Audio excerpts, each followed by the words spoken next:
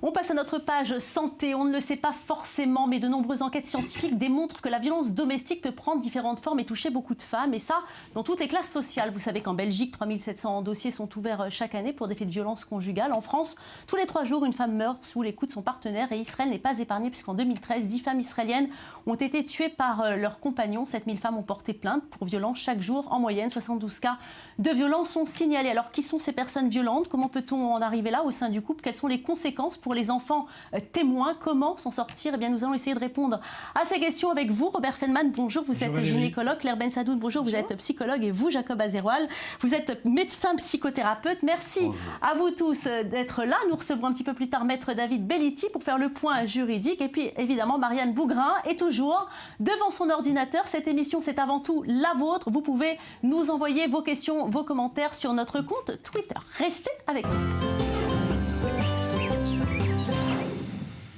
Alors Robert Feldman, des milliers de femmes sont violentées. Alors lorsqu'une femme va chez son gynécologue, elle est finalement mise à nu. Est-ce que c'est propice à des confidences? Oui, une femme qui a été agressée, malheureusement, est désemparée. Si elle est désemparée, elle va se tourner vers la personne qui peut la mieux la comprendre. Et elle ira voir son médecin. Souvent un gynécologue, mais elle ira le voir. Elle osera tout lui dire. C'est très difficile. Elle va se déshabiller pour montrer tout ce qu'elle a subi. C'est un deuxième traumatisme. C'est avouer qu'on est fragilisé, qu'on a une mauvaise image de soi. Et je pense que le médecin est sûrement la première personne qui va rassurer, prendre en charge la personne. Alors justement, Claire Bensadoun, ici on est en Israël, les femmes font l'armée. Est-ce que finalement ça les rend plus fortes? Alors, quand elles terminent l'armée, effectivement, ces jeunes femmes nous disent se sentir plus fortes physiquement et moralement. Mais finalement, est-ce qu'elles sont préparées à la violence conjugale? Je ne pense pas. La violence conjugale, c'est être confrontée à 2 sentiments en même temps. Finalement, le sentiment amoureux envers son compagnon et en même temps la peur et la crainte. Et ça, je pense que c'est difficile de se préparer à ça. Jacob Azeroual, comment réagir face à la violence? Est-ce qu'on peut guérir ou bien finalement c'est irréversible?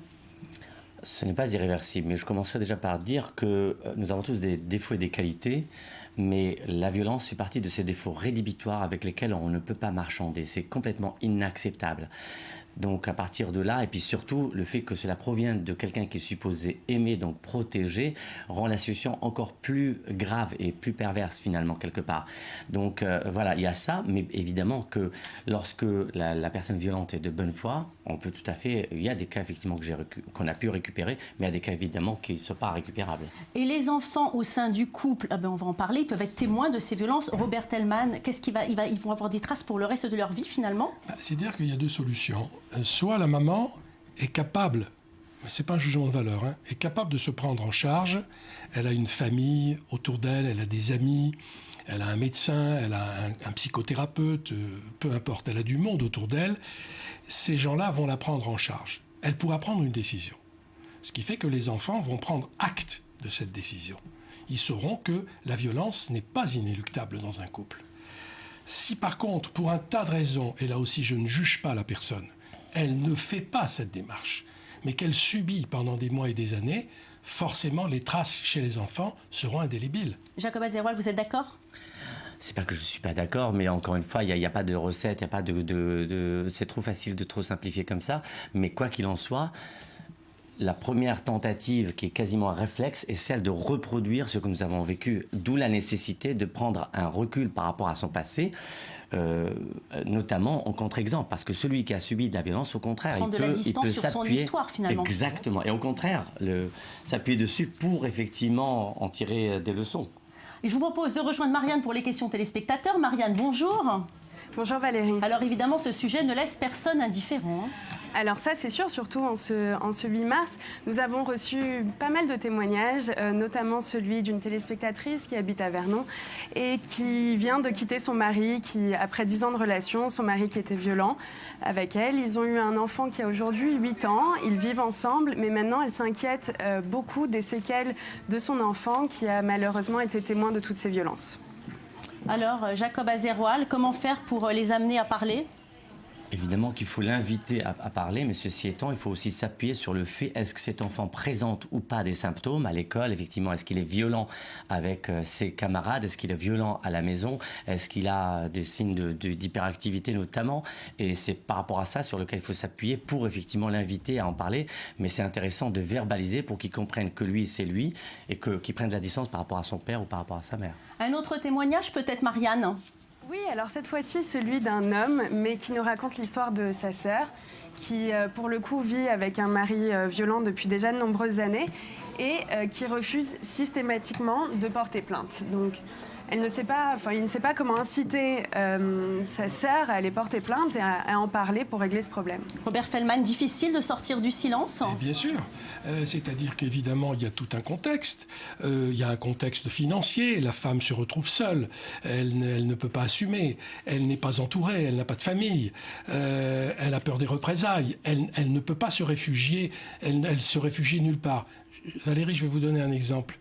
Dans le nord de la France, il y a un procureur exceptionnel, le procureur de Douai, qui a décidé tout seul de placer dans un foyer tous les hommes violents et laisser les femmes et les enfants dans leur lieu. Ça a changé complètement le problème. Jacob, c'est une solution? Pas forcément une solution, mais ceci étant, c'est au cas par cas. Et voilà. Et c'est pas, début, mais encore une fois, il faut inviter encore une fois la personne. Mais comme je disais tout à l'heure, le fait, je vais vous donner un exemple qui n'est pas de la violence de couple, mais d'un enfant. C'est pas les femmes finalement qu'on punit quand on les met dans des foyers? Ah si. Alors, juste un exemple très rapide. Il y a un enfant qui a écrit sur le tableau « Je suis méchant ». Quand je lui ai posé la question « Pourquoi est-ce que tu as écrit ça ?» Et elle dit « Parce que son père, alors je suis désolé d'être vulgaire, le traite, il lui dit « Tu es un emmerdeur ». Je lui dis « Mais ce n'est pas vrai ». Il me dit « Mais si, puisque mon père me le dit ». Alors la même chose, quand la femme qui subit de la violence, c'est un peu comme la femme trompée, c'est elle qui a honte. Elle dit « Si il est violent avec moi, alors qu'il est supposé m'aimer, c'est que je le mérite quelque part ». Et elle culpabilise, elle interrorise, donc elle en a honte. Oui, merci à vous, Robert Feldman, de cette participation à notre émission. Dans quelques instants, Maître David Belliti va nous rejoindre. Nous évoquerons les sanctions que prévoit la législation israélienne. Mais tout de suite, nous allons regarder un reportage, le droit des femmes, la parité, l'égalité des salaires, autant d'avancées dans le statut des femmes. Pourtant, même dans les sociétés occidentales réputées les plus progressistes, la violence faite aux femmes est plus que présente. Chaque année, des femmes meurent en Europe et en Amérique du Nord à cause des sévices qu'elles subissent. Une situation inacceptable en 2015, malgré les avertissements et les sanctions infligées par les pouvoirs publics. C'est un sujet de Lise Barenbaum. Elles sont plus de 210 000 à être agressées rien qu'en France chaque année. Celles que l'on appelle les femmes battues constituent aujourd'hui un phénomène de société dont les instances publiques tentent de s'occuper. Lorsqu'une femme meurt tous les 2 jours et demi, ça peut apparaître comme un fait divers dans la presse régionale. Pourtant, c'est un fait qui est dramatique. Des destins effrayants qui commencent souvent par des histoires d'amour. Je m'appelle Brooke Axtell et j'ai survécu à des violences conjugales. Après une année de romance passionnée avec un homme beau et charismatique, j'ai été très surprise quand il a commencé à me battre. Je pensais qu'il se déchaînait parce qu'il souffrait et qu'il avait besoin d'aide. J'ai cru que ma compassion pourrait le remettre sur pied et nous aider. Mon empathie a été utilisée contre moi. Seuls 16% d'entre ces femmes osent porter plainte. La victime tarde souvent à se manifester car des périodes d'accalmie interviennent généralement entre des épisodes violents. On est le premier chaînon si déjà elle le franchit. Parce qu'il y a beaucoup de femmes qui mettent du temps, on s'en rend compte dans les appels. C'est pas la première violence qu'elles appellent, c'est vraiment quand elles n'en peuvent plus, où il y a eu quelque chose, un fait encore plus grave qui s'est passé, où elles se sentent vraiment en danger, où les enfants sont souvent un déclic aussi pour qui les encourage à appeler. Dans 40% des cas, la première grossesse est le déclencheur de cette violence. 23% des demandes d'interruption volontaire de grossesse sont même directement liées à des violences conjugales. En 2014, un homme libanais a été condamné à 9 mois de prison ferme pour avoir battu sa femme. Une première depuis l'adoption d'une loi contre la violence conjugale dans ce pays. Mais la sanction reste faible face aux actes. Un jour, mes parents ont voulu lui faire une surprise pour son anniversaire et nous devions aller chez eux. Il m'a tiré par les cheveux dans la rue, devant tout le monde, et me demandait pourquoi je portais une jupe et des chaussures qu'il n'aimait pas. Si des associations mettent des logements à disposition des victimes, c'est aussi la mobilisation avec des campagnes de publicité choc qui permet de rendre le problème visible. Et je serai avec toi en toute nécessité, tant qu'il plaira à Dieu de nous laisser ensemble. Et vous, Claudia, acceptez-vous de prendre Marco pour époux, d'être sa fidèle épouse, de vous donner à lui complètement, de vous laisser insulter, humilier et ne plus jamais voir votre famille, de vous faire agresser sexuellement, de vous faire cracher dessus et de vous faire étrangler à 2 mains devant vos enfants? Les plus grands chefs d'État ont même décidé de prendre le problème à bras-le-corps. Aujourd'hui, presque une femme sur 5 est victime de viol ou de tentatives de viol aux États-Unis. Plus d'1 sur 4 a vécu des violences conjugales. C'est intolérable et cela doit s'arrêter.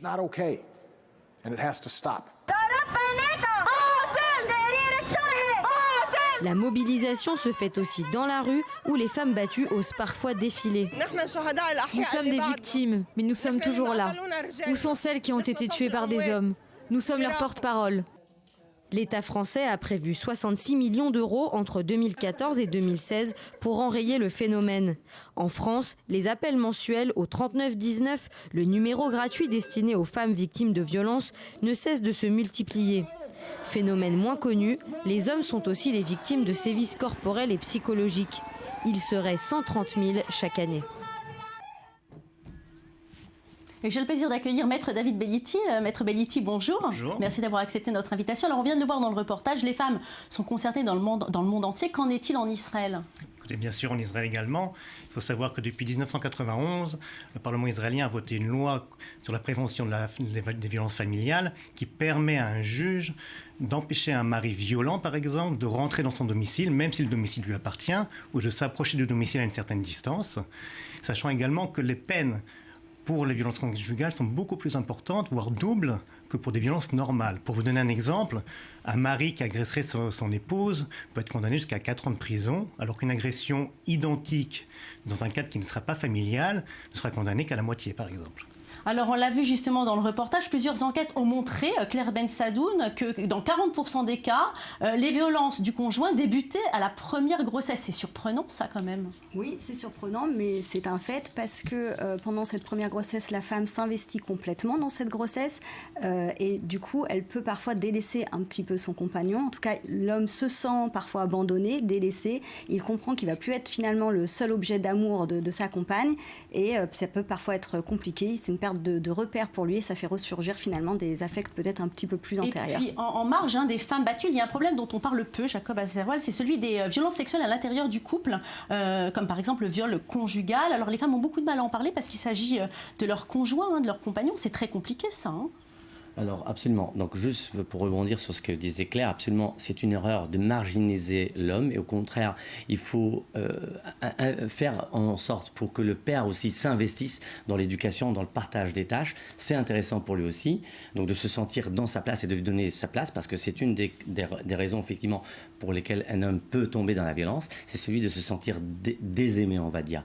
Maintenant effectivement par rapport à la violence sexuelle, alors c'est un peu plus ambigu, alors je ne sais pas ce que David va dire, mais c'est vrai que c'est dans un cadre où on est supposé, entre guillemets, avoir droit d'avoir des rapports intimes. La femme qui s'interdit à l'homme qui ferait finalement une sorte de grève du sexe, comment est-ce qu'un homme doit réagir? C'est pas évident. Alors justement, David Bellitti, comment reconnaît la législation, reconnaît-elle ces cas de violence au sein du couple? Un viol conjugal, souvent, il n'y a pas de violence ou de traces, pas toujours. Ce qui crée un réel problème de preuve.